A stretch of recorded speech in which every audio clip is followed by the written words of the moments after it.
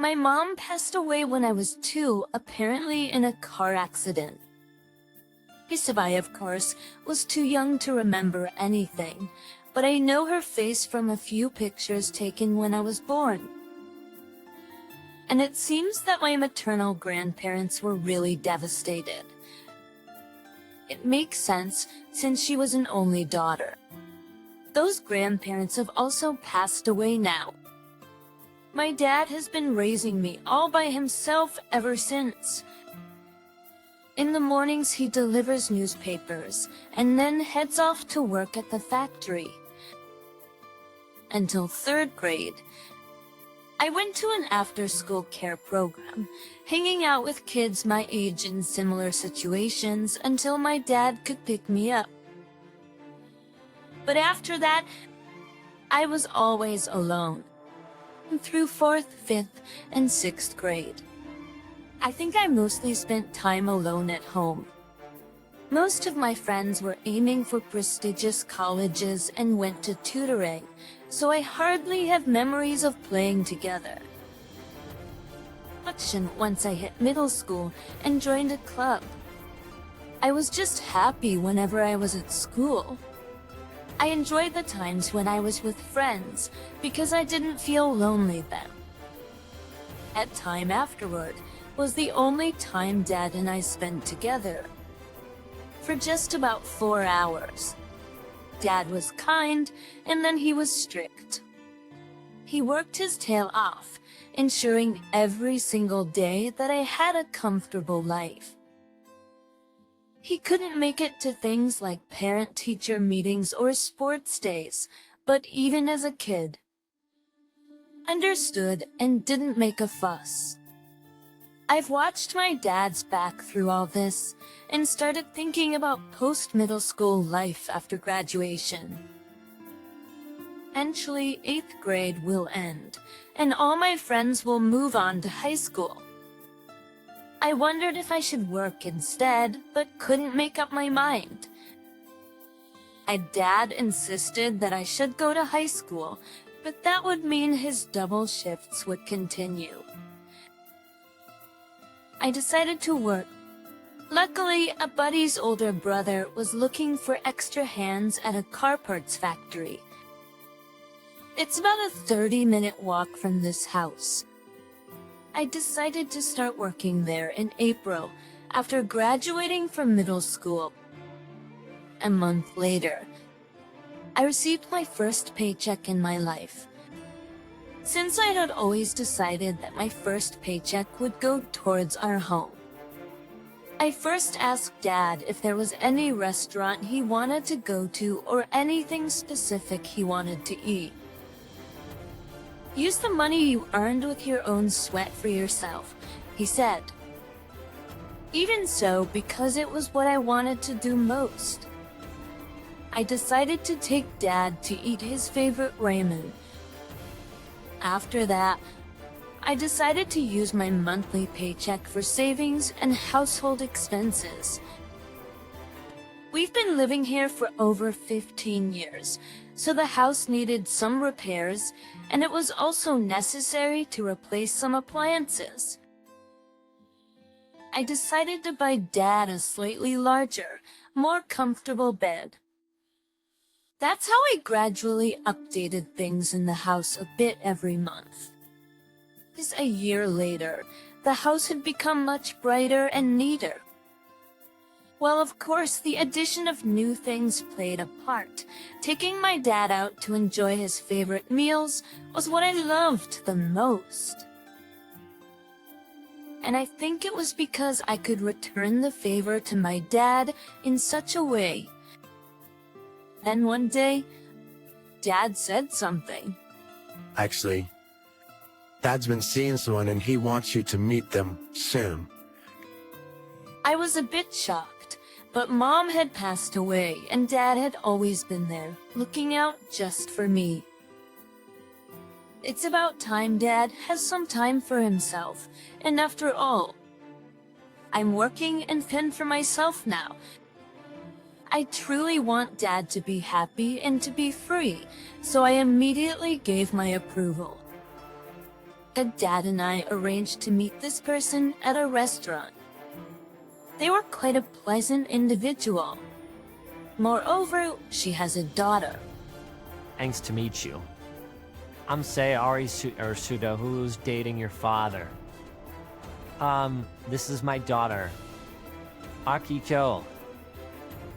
Thus, the introduction began, and within less than a month, my dad asked me, "What do you think about living together?"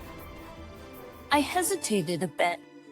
I never had any siblings, so the sudden notion of having a sister was unexpected. I didn't know what to say, what would happen, or what life would be like. But I answered, if it makes Dad happy, then I'm happy too. And so the four of us started our life together. My stepsister, Emily, was set to attend the junior high I went to. Seems like a few of the teachers from my time, there is still around. Eventually, one of them, my PE teacher, contacted my dad and he spoke to me with a serious expression. Hey boy, Emily. I had no clue what he was talking about. And it seemed like Dad believed me, but from that day forward, the attitudes of my stepsister and stepmom towards me changed dramatically. Especially when Dad wasn't around, it was terrible. "Hey, don't look in my room. Are you planning to steal something of mine and sell it again?" Because again, I didn't do anything. "You're an adult. You should understand. She's still a middle schooler. Please be considerate." Be considerate even though we're family? Life went on, being accused of things I never did. My Mile didn't just stop making my dinner. She also intentionally didn't wash my clothes, left my things out in the rain, and didn't clean just my room. It was like she was trying to single me out and drive me away with these escalating actions. Of course, she wouldn't show a shred of this in front of Dad, so he was oblivious. That's when I received some devastating news. Dad was diagnosed with cancer. Moreover, it was quite advanced, and the outlook was not good. I made a point to not even think about moving out, just to spend whatever time was left with my dad. No matter how much my Mile or Sil harassed me, I decided not to utter a single unnecessary word. And then, I passed away just after I turned 19. Stiffly immediately. My Mile was like, "You're leaving now, aren't you? It's a given, right? Even though you're not yet 20, you're an adult. You'll leave soon. It'll be better for my daughter and we need a space." I've been wanting to turn that room into my hobby room. I already had an apartment lined up near my workplace, so I started preparing to move right away. Just one thing, it's okay if I take all my stuff, right? Of course, dear, please take everything and don't leave a single thing behind. Even seeing them bothers me. My Mil replied without hesitation. I didn't have much, so the number of boxes could all fit in a small pickup I borrowed from a friend. That friend helped me with the heavy lifting. Fetch the heavy belongings. As I was getting everything situated in the apartment and putting things away one by one, my cell rang. "Hey, what in the world are you thinking?" It was my Mile, and she was fuming. She was fuming. It was my Mil, and she was fuming.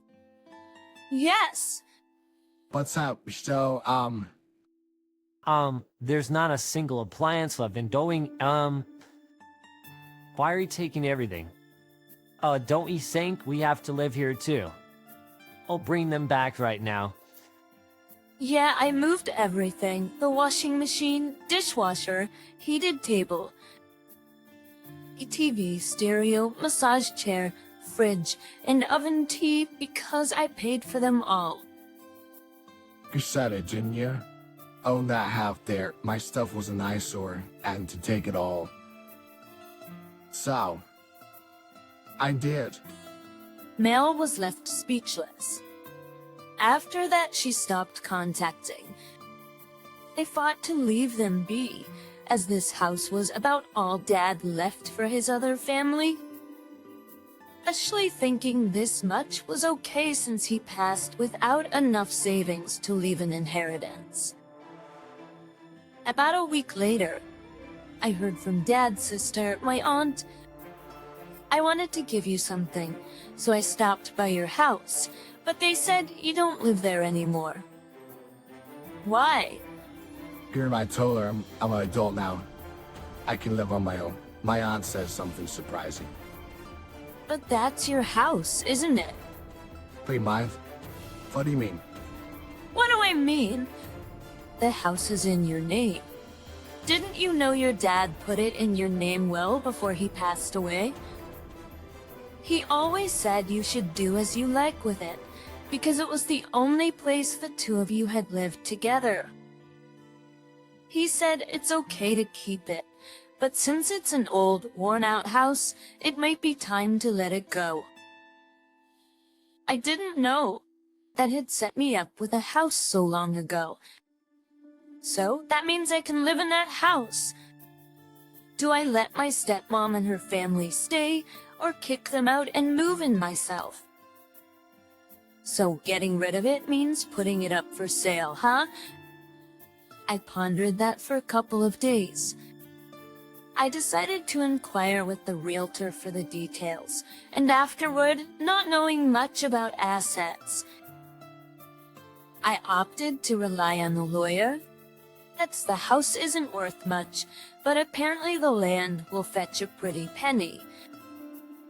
I decided to dispose of it on this occasion. That consistence, I'll have the lawyer handle the procedures and we'll have to evict those stepmothers. The lawyer went to the house and spoke to them.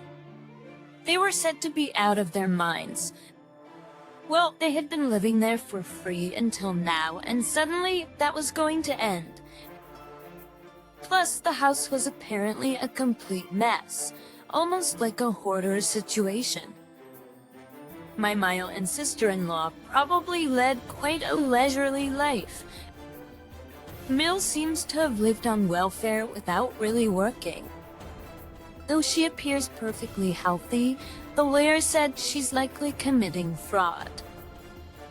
They were making such a ruckus that the lawyer finally said, if you continue to live here, it'll be illegal and you'll be arrested. After that, they decided to leave quietly. The property sold about a month later. I used that money to enroll in an online high school. I've learned a lot at my current factory job and figured I needed to study further to become an engineer in a related field. I have no clue what that Male and her family are up to now, but at least they're no longer a part of my life. There's no need to worry. All I need to do is live my own happy life from now on. But I wonder why Dad never told me that the house was mine till the end. There's another thing that puzzles me. Why did Dad leave nothing for my stepmom and her family?